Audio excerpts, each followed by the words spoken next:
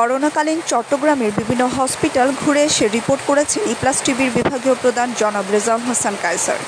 Chittagong international medical college হসপিটালের deputy director ডাক্তার আব্দুর রাজ্জাক খান বর্তমানে ওনাদের হসপিটালের আইসিইউ ব্যবস্থা নেই, শুধু এসডিইউ আছে বলে জানান, এবং অক্সিজেনের সংকটের কারণে আইসিইউ এর ব্যবস্থা চালু করতে পারছেন না। সমাজে বিত্তবান ব্যক্তিরা যদি সহযোগিতা করেন তবে তারা হসপিটালে অক্সিজেন প্ল্যান করে আইসিইউ ব্যবস্থা করতে পারবেন বলে মতামত ব্যক্ত করেন। যে আসলে এই প্যান্ডেমিক সিচুয়েশনে সারা দেশ সারা পৃথিবীর জন্য একটা চ্যালেঞ্জ। আমরা আসলে প্রতিনিয়ত রোগীদের চাপে বেশ হিমশিম খেতে হচ্ছে।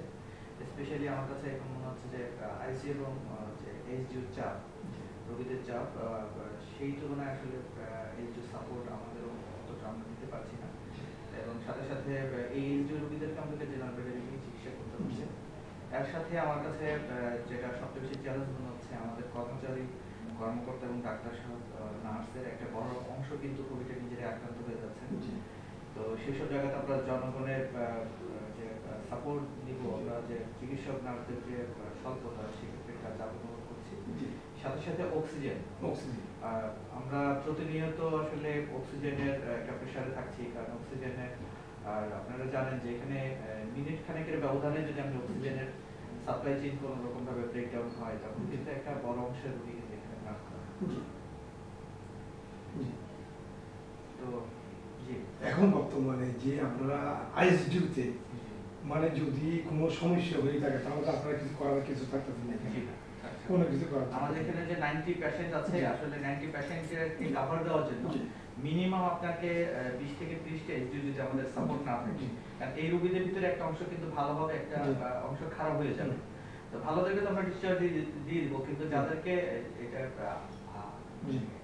উপরে আপ করতে হবে, স্টেপ আপ করতে হবে, তার মানে যে নরমাল বেড থেকে যে আমি এসডিইউ তে নিয়ে যাব, তখন কিন্তু আমি পর্যাপ্ত এসডিইউ পাচ্ছি না, কারণ আমার এসডিইউ মাত্র 6টা, সেটা কিন্তু সবসময় ফিল আপ থাকছে। তখন আমার হসপিটাল থেকে কিন্তু বাধ্য হয়ে আমাদেরকে হয় এই সাপোর্ট রোগীর সাথে কাউন্সেলিং করে রেখে দিতে হচ্ছে, অথবা অন্য কোনো জায়গাতে আচ্ছা, এই মধ্যে যে আপনার এখানে জেনারেল রোগী যারা আসতো আগে, মানে এই মেডিকেল তো জেনারেল রোগী প্রায় আসতো, এখন এই জেনারেল রোগীরা কি অবস্থা আছে? জি, আমাদের জেনারেল রোগী আলহামদুলিল্লাহ, আমাদের এখানে তো মেডিকেল কলেজ হসপিটাল, পেডিয়াট্রিক্সের রোগী আছে।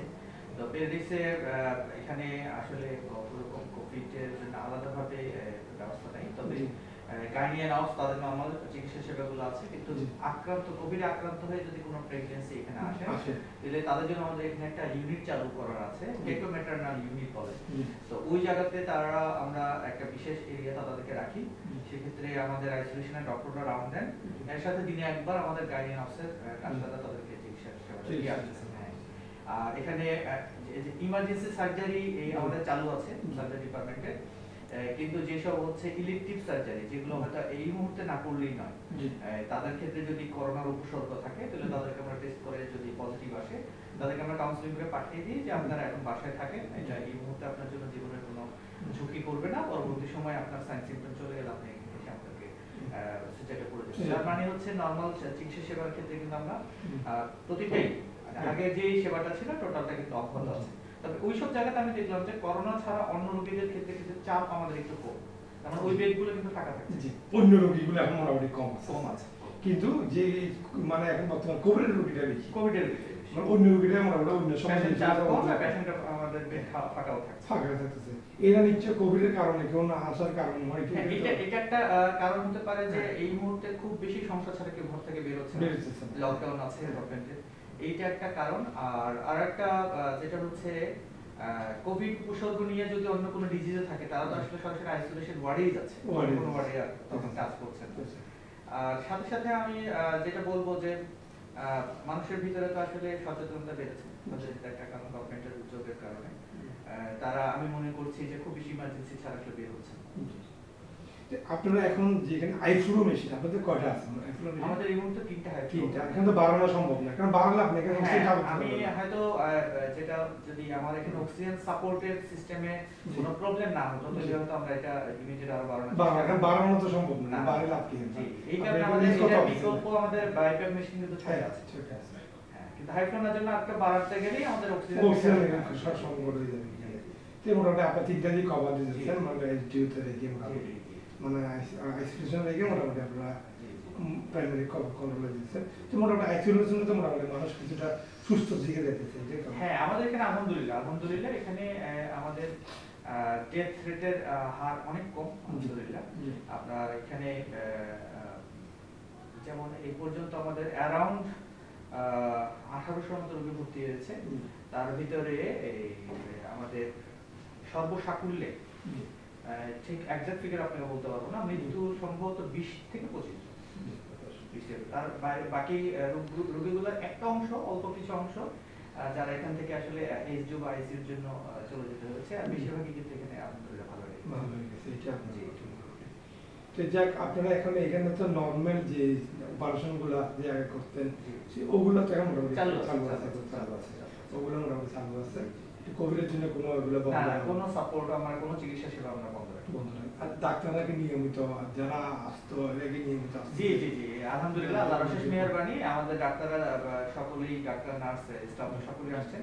কিন্তু আপনারা জানেন যে তারা যেহেতু কন্টিনিউয়াস সাপোর্ট দেন, সার্ভিস দেন, আমাদের হসপিটালের অ্যারাউন্ড বলতে পারেন যে 100% কর্মচারী কর্মকর্তাদের কেউ গত বছর থেকে কি পর্যন্ত একবার না একবার কোভিড আক্রান্ত হয়েছে। অতএব যখন কোভিড আক্রান্ত হয় তখন স্বাভাবিকভাবে তাদেরকে আমাদেরকে ছুটিটা দিতে হয়। তো এই কারণে আমি মনে করি যে সবসময় আমাদের প্রায় 20% ডক্টর আসলে বা নার্স বা স্টাফরা কিন্তু এই কোভিড কারণে আমরা তাদেরকে আসলে অসুস্থজনিত কারণে আর তারা মোটামুটি আগ্রহী হয়ে কাজ করতে। জি জি, আমাদের এখানে স্টাফদের ভিতরে গত বছর একজন স্টাফ মারা গেছে, কোভিডে মারা গেছে, তবু তারা না নির্ভয় মানে পরিস্থিতি আমি মনে করি যে তাদের এই সাপোর্ট ছাড়া আসলে এইভাবে না, তারা সাপোর্ট দিলে আপনার মেডি আসলে সম্ভব না। এখন ওরা সাপোর্ট দিতে বলে আপনারা স্পেশালি আমি ধন্যবাদ জানাবো এখানে আমাদের মেডিসিনের যিনি হেড আমির হোসেন স্যারকে, আমাদের পরিচালক আছেন টিপু সুলতান স্যার, এবং তাদের করোনা ইউনিটের জন্য স্পেশালি কাজ যে করে ডাক্তার কামরুল, এদের আসলে অব্যাহত প্রচেষ্টা এভাবে না থাকলে আমাদের আসলে এভাবে সাপোর্ট দেওয়া সম্ভব না। যাক, এখন বর্তমানে সামনের জন্য মানুষের কি করা উচিত বা একটু আপনি একটা আইডিয়া দেন। আমি মনে করি যে আমাদের লাইফস্টাইল যদি চেঞ্জ করতে না পারি তাহলে আসলে আমাদের মাথায় রাখতে হবে যে এই কোভিড যেটা আমরা বলছি যে করোনা ভাইরাস, এটা কিন্তু আগেও ছিল, হয়তো এতটা মারাত্মক আকারে ছিল না, এখন নিত্য নতুন ভেরিয়েন্ট আসতেছে। তার মানে বোঝা যাচ্ছে যে এই করোনা ভাইরাসকে সামনে নিয়ে আমাদেরকে চলতে হবে। তাহলে এটাকে সাথে নিয়ে কিভাবে আমরা মিনিমাম এক্সপোজার হতে পারি সেই অবস্থাটা আমাদের আসতে হবে। তার মানে আমাদেরকে হাত ধোয়ার অভ্যাসটা চালু করতে হবে, এবং আমরা মনের অজান্তেই আমাদের মুখে কিন্তু অনেকবার হাত দিয়ে, আমরা এনজিও কোনো প্রতিষ্ঠানে দেখতাম মিনু রাজুর একটা টয়লেট নিয়ে একটা বিজ্ঞাপন করতো, বা সবসময় সাবান দিয়ে হাত ধুন, বা বাথরুমে গেলে হাত ধো, বা সাইজে বিভিন্ন একটা। এখন সরকারের নিয়ম বলতেছে না আপনার, মানে ওই কারণের মতো একটা। আমি চাচ্ছি এভাবে যদি আমাদের প্রতিটা প্রতিষ্ঠান এবং স্বাস্থ্যকর্মী এবং গভর্নমেন্টের উদ্যোগে স্বাস্থ্য সচেতনতা বাড়িয়ে তুলতে পারি, যে আমরা সকলে মাস্ক পরবেন এবং ঘন ঘন হাত ধোবেন, এই দুইটা অভ্যাসটা করতে পারলেই কিন্তু আমি মনে করি যে করোনাকে মোকাবেলা করা সম্ভব। মানে কন্টিনিউ মাস্কটা পরা থাকা, কন্টিনিউ, আর সবসময় মানে হাত এইটাই এই দুইটা জিনিস আমরা যদি করতে পারি, আমি মনে করি যদি আসলে এই যতই প্রকোপ আসুক, কারণ ভাইরাস তো ছড়াতে হবে, ভাইরাস যখনই ছড়াতে পারবে না তখন আলটিমেটলি ভাইরাস কিন্তু একসময় মারা যাবে। এইটাই মানে ভাইরাস ছড়াবে না, কারণ নিজের নষ্ট হয়ে যাবে। এবং আমি মনে করি যে এক্ষেত্রে আরেকটা কাজ করতে পারি, যে প্রত্যেকেই যদি আমরা একটু শরীর চর্চার দিকে যত্ন নিই, হ্যাঁ, কারণ আমাদের লাংস এর ক্যাপাসিটি যদি বাড়ে, আমাদের হার্টের ক্যাপাসিটি যদি বাড়ে, তাহলে কিন্তু এই ভাইরাসের সাথে যুদ্ধ করা আমাদের জন্য অনেক সহজ। আর শরীর যে যত্ন, যে আপনি বলছেন এক্সারসাইজটা কোন কোয়ালিটি এক্সারসাইজটা করা দরকার? না, এটা আমি মনে করি যে মিনিমাম আপনার হচ্ছে 15 থেকে 20 মিনিট একটা লোক যদি যে কোনো রকম ঘরে আমাদের কোন ইনস্ট্রুমেন্ট ছাড়াই, যেমন আমরা স্কিপিং করতে পারি, হ্যাঁ, তারপরে হচ্ছে আমরা খালি হাতে যেসব ব্যায়াম আছে বুক ডাউন দিতে পারি, এবং আমি মনে করি হাঁটাহাঁটি করতে পারি, আমি মনে করি এটা হচ্ছে যে মিনিমাম যদি আসলে কেউ 15 থেকে 20 মিনিট প্রতিদিন ব্যায়াম করেন, তাহলে তার লাংসের যে ক্যাপাসিটি বাড়বে, তখন কিন্তু ভাইরাস দ্বারা আক্রান্ত হলো এই লাংসটা কিন্তু কোভিডের সাথে ফাইট করার এটা থাকবে। এবং আমি মনে করি মানসিকভাবে তাকে প্রফুল্ল থাকতে হবে, কারণ মনের জন্য অনেক বড়, হ্যাঁ, মনের জন্য না থাকলে কিন্তু কোভিডের সাথে মোকাবিলা করে উনি জিতে আসতে পারবেন। এখন যে আমাদের এখানে সবাই ঘন ঘন রং থাকাইতেছে, বা অনেকে যে আপনার এখন মালটা যে আছে মোজাম্বি, চাকরি হিরানো বাজায় বলে ওটা যে 100 টাকা কেজি এখন 220 টাকা 30 টাকা হয়ে গেছে এখন ওরা কোভিডের জন্য খাইতেছে এই ব্যাপারে আপনার আসলে ব্যাপারটা হচ্ছে এটা হচ্ছে ভিটামিন সি মানুষের রোগ প্রতিরোধ ক্ষমতা কিছুটা বাড়ায়, জিঙ্ক বাড়ায়। তো এই কারণে আসলে কোনো স্পেসিফিক জিনিসের প্রতি আপনার ফ্যাসিনেশনের খুব বেশি দরকার। আমি মনে করি যখন যেটা আমাদের জন্য সহজলভ্য, যখন যে মৌসুমী ফুলটা আসে সেটা যদি আমরা যখন যেটা পেয়ারার যে সময় আসবে তখন আপনি পেয়ারা খাবেন, যখন আমের সময় আসবে তখন আপনি আম খাবেন। এভাবে আমি মনে করি যে এই কথা আমি বলতে যাচ্ছিলাম যে আমাদের চিকিৎসার সাথে সাথে অপচিকিৎসাটা দূর করতে হবে। মানুষের ভিতরে অহেতুক কিছু ভুল ধারণা, অহেতুক কোনো মেসেজ, অহেতুক কোনো জিনিসের প্রতি ফ্যাসিনেশন, এগুলো যদি আমরা না দূর করতে পারি তো দেখবেন যে এক শ্রেণীর অসাধু ব্যবসায়ী আপনার হচ্ছে যে যেটা স্বাস্থ্য সেবার উপরে তার কোনো প্রভাব মানে ভালো কোনো পজিটিভ প্রভাব আনতে পারবে না, কিন্তু দেখবেন যে রাতারাতি মানুষের পকেট হাতিয়ে তারা একেবারে আঙ্গুল ফুলে পাবে। এইগুলো কথা দেখবে এখন বর্তমানে যে আপনার C5 এর কিছু মেডিসিন যেগুলো অ্যাভেলেবল ছিল মার্কেটে, এখন এগুলো অনেক সময় শর্ট করে, যেমন এগুলো এখন অনেক দাম দিতে যে আমি আপনাকে একটা জিনিস বলি যে আসলে কোভিডে আক্রান্ত হলে মোর দেন 85% লোকের তেমন কোনো সিম্পটম হয়ই না। তার মানে আপনি যদি বাসা বসে তেমন কোনো চিকিৎসা নাও গ্রহণ করেন আপনি কিন্তু ভালো হয়ে যাবেন। আর এই কারণে আমি বলবো কেউ যদি কোভিডের লক্ষণ প্রকাশ পায় তাহলে উনি চিকিৎসকের শরণাপন্ন হবেন। চিকিৎসক যদি প্রয়োজন মনে করেন তখন উনি তাকে হসপিটালে ভর্তি করবেন অথবা আপনাকে কোনো মেডিকেশন লাগলে সেটা দিবেন। এখন নিজে নিজেই যদি আমরা আপনি ঘর থেকে যদি প্রথমেই চিন্তা করে বেরোন যে আমার আইসিইউ লাগবে, আসলে এই ডিসিশন আপনি নিতে পারেন না, একটা চিকিৎসক নেবে। এতে হয়ে যাচ্ছে কি যে লোকটা হসপিটালে থাকার দরকার নেই, উনি যদি হসপিটালে থাকেন উনি একটা বেড নষ্ট করলেন, যার আসলে হসপিটালের প্রয়োজন আছে উনি তখন আর এই সিটটা পাবেন না। এই কারণে আমি বলবো যে কারো লক্ষণ দেখা গেলেই আমি মনে করি তার উচিত যে একটা চিকিৎসকের পরামর্শ নেওয়া, এবং এটার জন্য বাংলাদেশ সরকার অনেক গাইডলাইন করেছে। গাইডলাইন ছাড়া কোনো রকমের ওষুধ গ্রহণ করা আসলে ঠিক না, এতে হিতে বিপরীত হতে পারে। কারণ যে ওষুধটা আপনার প্রয়োজন নেই সেটা আপনি নিলে ওই ওষুধের সাইড এফেক্ট কিন্তু ঠিকই আপনার উপরে কাজ করবে। ধন্যবাদ আপনাকে, আমি আপনার সময় নষ্ট করার জন্য মূল্যবান সময়ের জন্য আজকের মধ্যে বিদায়। ইনশাআল্লাহ আবার দেখা হবে ইনশাআল্লাহ। আপনাদেরকে অসংখ্য ধন্যবাদ।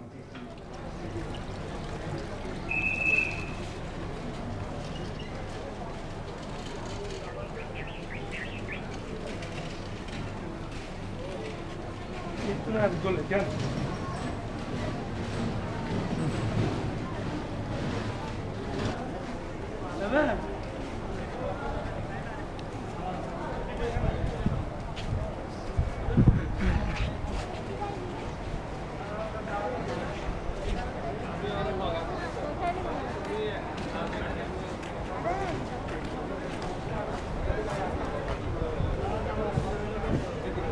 যে শমশরপাড়া যে হাসপাতালটা অনেক বড় একটা হাসপাতাল, যে বর্তমানে এই এলাকার জন্য মোটামুটি একটা খুবই গুরুত্বপূর্ণ একটা হাসপাতাল, কিন্তু সেই হাসপাতালে বর্তমানে এখন প্রায় কোভিড রোগী মোটামুটি হয়েছে, কিন্তু কোভিড থাকা অবস্থায় তারা যে এসডিওতে যে সাপোর্টটা কিন্তু আইসিইউ সাপোর্টটা দিতে পারছে না। তো তাদের একটি দাবি বা এলাকাবাসীর একটি দাবি যে এখানে একটা অক্সিজেন প্লেন বসানো হলে মোটামুটি যে আইসিইউর যে সাপোর্টটা সেই সাপোর্টটা দিতে পারে। তাদের এখানে মনে করেন অন্যান্য বিল্ডিং করে একটা আইসিইউ আর কোভিডের জন্য, কিন্তু তারা অক্সিজেন প্ল্যানের জন্য বা অক্সিজেন একটা প্ল্যানের জন্য তারা এই জিনিসটা এখন করছে। তারা যদি আপনারা এই চিকিৎসাটা পাবে তারা যত মেডিকেল বা অন্যান্য জায়গায় দৌড়ানোর না। আর কোভিড নিয়ে তারা আমাদের আরও 2 বছর 2.5 বছর যে অর্জন করতে হবে, তাই যদি একটা অক্সিজেন প্ল্যানটা এখানে দেওয়া হয় তাদের মোটামুটি যেই চট্টগ্রামের বাসী বা এখানকার সমুদ্রপাড়ার যে এলাকার যে লোকরা আছে এরা মোটামুটি উপকৃত হবে, এটাই তাদের দরকার। চরপাড়া যে হাসপাতালে আসলাম আমি আইসিইউতে, মানে তাদের যে এসডিও মানে মানে যাকে এসডিও বলা হয় তাদের এসডিও ব্যাডের মধ্যে পুরো হাসপাতালে ঘুরলাম। ঘুরার পরে যে আমি তাদের যে হাসপাতালের পরিচালক ডাইরেক্টর হওয়ার সাথে কথা বললাম, তারা যে বর্তমানে আমাকে যে টিফিনটা তারা হাসপাতাল থেকে মানে তারা যে তথ্যটা দিচ্ছে আমরা সেই তথ্যটা আপনাদের কাছে দিচ্ছি। বর্তমানে সংক্রমণ খুবই খারাপ, যে বর্তমানে এখানে আইসিইউর প্রয়োজন, কিন্তু তারা আইসিইউটা তারা দিতে পারছে না, এসডিওটা রাখছে, আইসোলেশনটা রাখছে, কিন্তু আইসোলেশনে অনেক সময় যে কভারটা হবে না, যেটা আইসিইউর যে দরকার যার সে আইসিইউর মধ্যে যে সেটা পাইতেছে না, সে এসডিও সাপোর্ট পাবে, কিন্তু তারা তবু কেবিনের মধ্যে বা অন্যান্য জায়গায় তারা সাপোর্টটা মোটামুটি দিয়ে দিচ্ছে। কিন্তু তাদের একটা দাবি যে সচেতন অনেক মহল আছে, যেমন কি এসআলম বা অন্যান্য কোম্পানি বা বড় বড় বিত্তশালী লোকরা বা চট্টগ্রামে বিভিন্ন বড় বড় শিল্পপতিরা আছে, তারা যদি এই সমাজের এই যে বর্তমানে শামসরপাড়া যে মেডিকেলের মধ্যে যদি একটা অক্সিজেন প্ল্যানের ব্যবস্থা করে দেন, তারা যে অক্সিজেন প্ল্যানটা পেলে তারা যে মোটামুটি যে যাদেরকে আইসিইউর যে সাপোর্টটা দেওয়া হবে, অন্তত এলাকার সত্ত্বে আপনারা যদি একটা অক্সিজেন প্ল্যানটা তাদেরকে তারা যদি একটু সামর্থ্য করেন, আসালামে বিভিন্ন জায়গাতে যে অক্সিজেন প্ল্যানটা বসাইছে, এই হাসপাতালে যদি একটা অক্সিজেন প্ল্যানটা বসানো যায়, তারা অন্যান্য সিটের মধ্যে তাদের পাশে অন্যান্য সিটে তারা আইসিইউর ব্যবস্থা করবে। আইসিইউর জন্য মোটামুটি এখানে অনেক রোগী খারাপ হয়ে যাবে, তার আইসিইউর যে সাপোর্টটা দেওয়া এসডিও যে সাপোর্টটা দেওয়া, তো মানুষের কাছে যে একটা অনুরোধ এটাই, শুধু যারা বর্তমানে যেই সংক্রমণে আছেন তারা স্বাস্থ্যবিধি মেনে চলেন, মাস্ক ব্যবহার করেন, হ্যান্ড স্যানিটাইজার ব্যবহার করেন। যে সংক্রমণটা যারা দেখে নাই তারা বুঝতে পারছেন, যারা এই পরিস্থিতি ফেস করতেছে তারা যদি কোভিডের কোনো রোগী আমরা গেটে চেক আপ করে আমার গাইনি পেশেন্টগুলো আমরা গেটে চেক আপ করে ভিতরে অনেক জায়গায় গাইনি পেশেন্টের মধ্যে কোভিড আসছে, তাও আমার গেটে ঢোকার সময় আমি স্যাচুরেশন দিয়ে দেখি আমার টেম্পারেচার জায়গা পরে আমি এটা ইন করি, গেটের ভিতরে ইন করি। তাহলে যদি স্যাচুরেশন বেশি থাকে আমরা এটা এলাও করি না, আমরা এলাও করি না। প্রবলেম দেখলে আমরা এলাও করেন, এটা করে আমরা এখানে সিজার হল এটা করে আপনারা মানে মেডিসিনের কোনো রুগী রাখতে পারেন না, না আপাতত কোনো মেডিসিনের রুগী রাখতে আপনার খুব স্বাস্থ্যবিধি মেনে মোটামুটি আপনারা খুব নিরাপত্তার মধ্যে এটাই এবং এখন আপনারা মোটামুটি এখন নিজেদের সঙ্গে সব কিছু স্বাস্থ্যবিধি মেনে সব কিছু করে মোটামুটি আপনারা গাইনি এটাই আপনাদের ধন্যবাদ আপনাকে। আপনি কিছু বলা থাকলে বলতে পারেন। আমার তো বলা কিছু না, আমরা যেটা এটা হচ্ছে সেবা প্রতিষ্ঠান, আমরা যতটুকু চেষ্টা করি একটা রোগীকে সেবা দেওয়ার জন্য, ক্ষেত্রে ম্যাটারনিটির জন্য আমরা যথেষ্ট আপনাদের এখানে নির্ভয় সবাই আসতে পারবেন, ম্যাটারনিটি নির্ভয় আসতে পারবেন, বা এখানে কোনো কোভিডের এখানে ম্যাটারনিটি যারা প্রয়োজন হয় তারা আপনারা যোগাযোগ করে এখানে আসতে পারবেন। এখানে পরিষেবার জন্য এক্সরে মেশিন, তাদের যে মেশিনটা আছে ডিজাইন সাহেবের পুরো একটা আধুনিক মেশিন, এই মেশিন দিয়ে মোটামুটি ওনারা যে এইগুলা কোভিডের টেস্টগুলো বিভিন্ন টেস্টগুলো এখানে করে থাকে সবসময়, তারা কোভিডের এটা এইটাই তাদের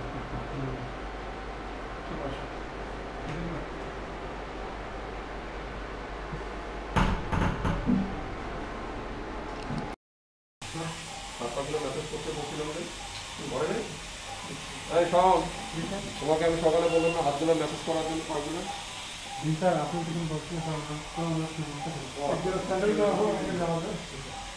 আচ্ছা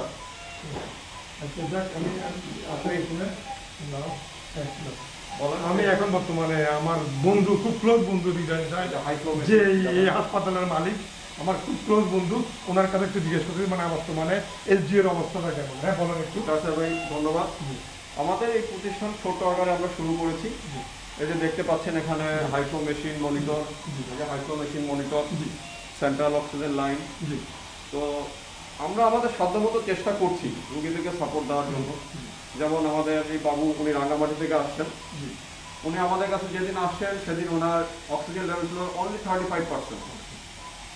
আমরা কিন্তু আশাও করতে পারিনি, আমাদের কল্পনারও বাইরে ছিল যে আমাদের এই বাবু 94-95% চলে আসছে।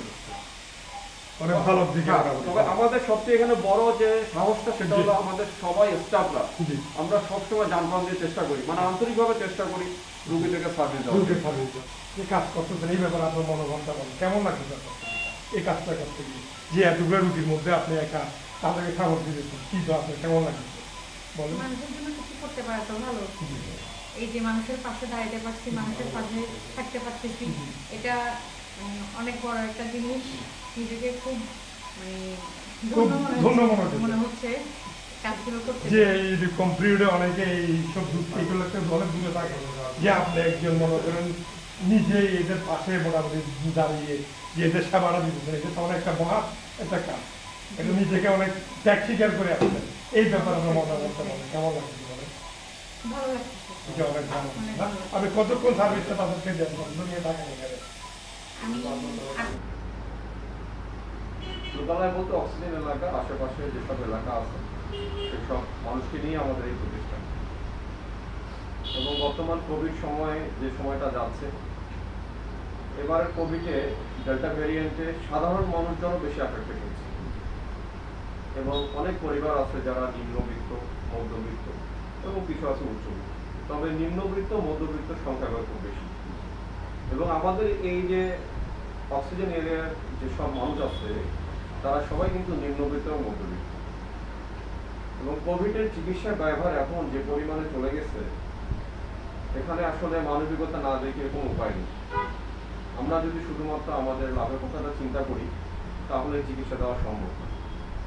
অনেক মানুষকে আমরা চেষ্টা করছি যতটুকু সম্ভব, যে বলছি যে আপনারা মেডিসিন কস্টটা জোগাড় করেন, বাকিগুলো আমাদের হসপিটাল থেকে যতটুকু সাপোর্ট দেওয়া যাবে, বিশেষ করে বিলের ক্ষেত্রে সেটা অবশ্যই আমরা ছাড় দিব। তো আমরা চেষ্টা করছি এলাকার যেসব মানুষ আছেন, বিশেষ করে কমিশনার, নেতৃস্থানীয় কিছু ব্যক্তিবর্গ আছেন, ওনারাও আসছেন, সহযোগিতা হাত বাড়িয়ে দিচ্ছেন এবং আমরা চেষ্টা করছি যাতে সমাজের মানুষ যারা একটু আর্থিক কষ্টে আছে তাদেরকে সাপোর্ট দেওয়ার জন্য। মোটামুটি আপনারা মানুষের জন্য যে সাপোর্টটা দেওয়ার ওটা একটু চেষ্টা করছি ক্লিনিক থেকে মোটামুটি আপনারা একটু আলাদা হবে। যাক, এখন মোটামুটি আপনার এখানে অক্সিজেনের ব্যবস্থাটা কেমন আছে? খুব ভালো একটা প্রশ্ন করছেন। আমরা গতবার আসলে অক্সিজেনের অনেক স্বল্পতা ছিল এবং আমাদের হসপিটালে আমাদের অক্সিজেনের যে সেন্ট্রাল লাইন যেটাকে বলে সেটা ছিল না।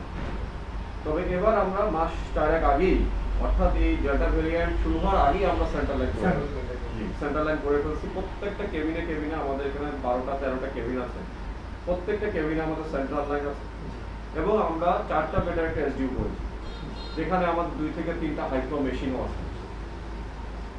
এখন যেটা সুবিধা হচ্ছে, আমরা যে কোনো রুগী এখন যদি কারো অক্সিজেন লেভেল 60% থাকে, 70% থাকে, আমরা তাকে সাপোর্ট দিতে পারছি। এই দিক থেকে কোনো কষ্ট হচ্ছে না। তবে একটা জিনিস ঠিক, যেখান থেকে অক্সিজেন সাপ্লাই হচ্ছে, অক্সিজেন সাপ্লাইয়ের সংকট আছে। আমাদেরকে অনেক কষ্টে বিভিন্ন জায়গা থেকে অক্সিজেন সিলিন্ডার ম্যানেজ করতে হচ্ছে। সেন্ট্রাল লাইনের সিলিন্ডারগুলো অনেক বড়, একটা সিলিন্ডার 8 থেকে 9 ফিট হাইট। তো এই সিলিন্ডারগুলোর সংকট আছে, সাপ্লাইয়ের সংকট আছে।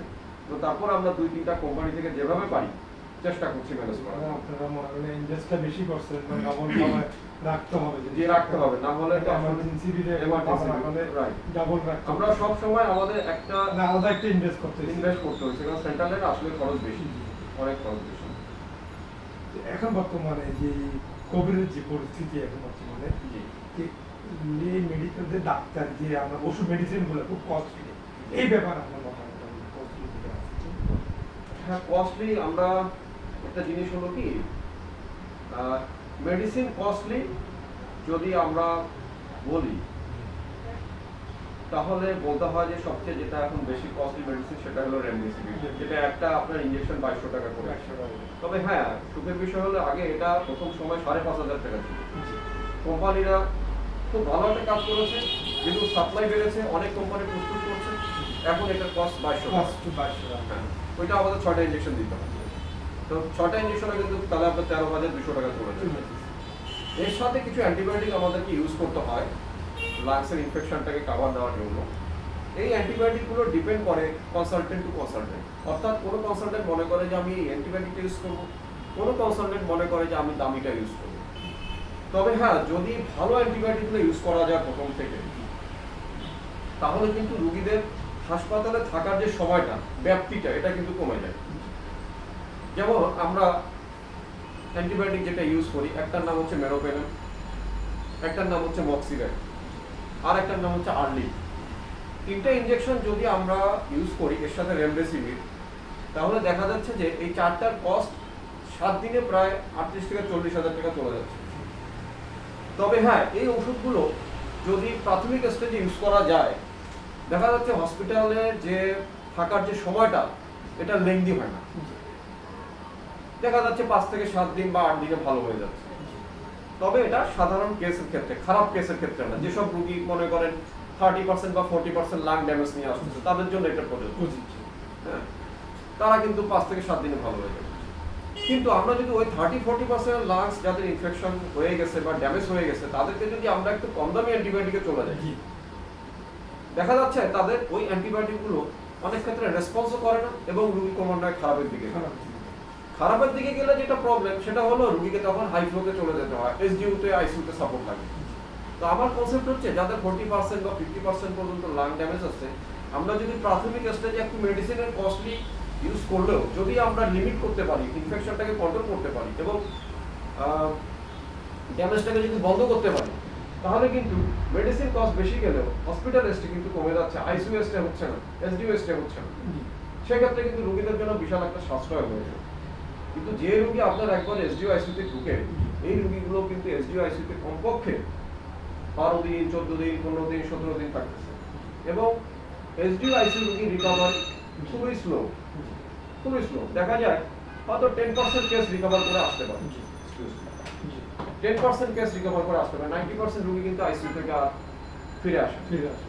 তো আমার মনে হয় যে যারা বিভিন্ন হসপিটালে, বিভিন্ন ভালো ভালো হসপিটাল, আমার ছোট হসপিটাল, আমি এটা জাস্ট আমার পার্সোনাল এক্সপিরিয়েন্সটা শেয়ার করলাম, বড় হসপিটালগুলোতে তারা তাদের মতো চিন্তা করে, এক একজন কনসালটেন্টের তাদের মত, তাদের অভিজ্ঞতা ট্যাকেল করা। তবে আমার ব্যক্তিগত অভিজ্ঞতাটা আপনার সাথে আমি শেয়ার করলাম। যাক, আমার লাস্ট প্রশ্ন যে মোটামুটি যেখানে আপনার যে এমার্জেন্সি বেশি জায়গায় মনে হবে একদম মানে লাইফ সাপোর্ট জায়গায় মনে হয় লাইফ সাপোর্ট দেওয়া, এটাকে আপনারা কি করেন? আমাদের এখানে আসলে যেসব রোগী লাইফ সাপোর্টে প্রয়োজন, আমাদের লাইফ সাপোর্টটা নেই। তবে একটা জিনিস ঠিক যে যেসব রোগী আইসিইউতে যে মেশিনটা প্রয়োজন হাই ফ্লো, আসলে এদের যে চিকিৎসাটা একটা হলো হাই ফ্লো আর একটা হলো বাইপাপ অথবা সিপ্যাপ, আমাদের মেশিনগুলো আছে। করোনা পেশেন্টগুলোতে সাধারণত লাইফ সাপোর্টে ভেন্টিলেটর, রাইট, ভেন্টিলেটরে দেওয়াটা আসলে ওল্ড এজে বয়স্ক রোগীদের ক্ষেত্রে আমরা কেউ আসলে সাপোর্ট করি না, কারণ ভেন্টিলেটর থেকে এইসব রোগী রিকভার করে না। হ্যাঁ, ভেন্টিলেটরের কথা চিন্তা করা যায় কাদের ক্ষেত্রে, ধরেন একটা ইয়াং পেশেন্ট 35-40 বছর বয়স, যাকে আমরা হাই ফ্লোতে চালাচ্ছি 70-80-90 লিটার পর্যন্ত চালানোর পর কাভার হচ্ছে না, আমরা এরপরে বাইপাপে দিচ্ছি, বাইপাপে কাভার হলো না, সেক্ষেত্রে হয়তো ভেন্টিলেটরে যাওয়া যায়, কিন্তু তারপরে ভেন্টিলেটরের রেজাল্টটা ভালো। তবে যদি কোনো রোগীর আমরা চিন্তা করি যে তাদের ভেন্টিলেটর লাগবে, আমরা তখন পেশেন্টের এবং রোগীর যারা বাবা মা ভাই বোন আত্মীয়স্বজন যে লিগাল গার্জিয়ান আছে তাদেরকে ডেকে বলি যে ভেন্টিলেটর সাপোর্ট লাগতে পারে। যদি আপনারা মনে করেন যে আপনার ছেলে বা মেয়েকে বা আপনার বাবাকে আপনারা ভেন্টিলেটরে দিতে চান, তাহলে আপনারা একটা আইসিইউ অ্যাম্বুলেন্স ব্যবস্থা করেন, আইসিইউ অ্যাম্বুলেন্স ডাকলেই চলে আসে, আপনারা সেখান থেকে শিফট করতে পারবেন। আমরা সেটা আগে থেকে বলি। তবে আমাদের এখানে ভালো একটা যে দিক হলো, আমি যদি আপনাকে গত জুলাই মাসের একটা পরিসংখ্যান বলি, জুলাই মাসে আমাদের 120 থেকে 130 জন রোগীর আমরা চিকিৎসা করছি।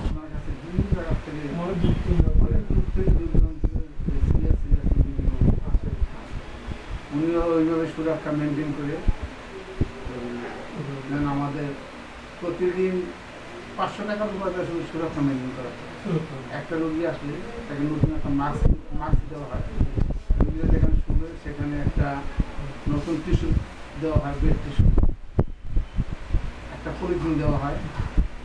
রোগীরা ওঠা মাত্র ওইটাকে আমরা ডিসপ্লেস করে পরদিন সিটি কর্পোরেশন লোক এসে হ্যান্ড স্যানিটাইজার আর স্যানিটাইজার এখান থেকে ডুবতে মারা হয়। আবার যখন ডুবতে তখন উপরে যে লোক বসে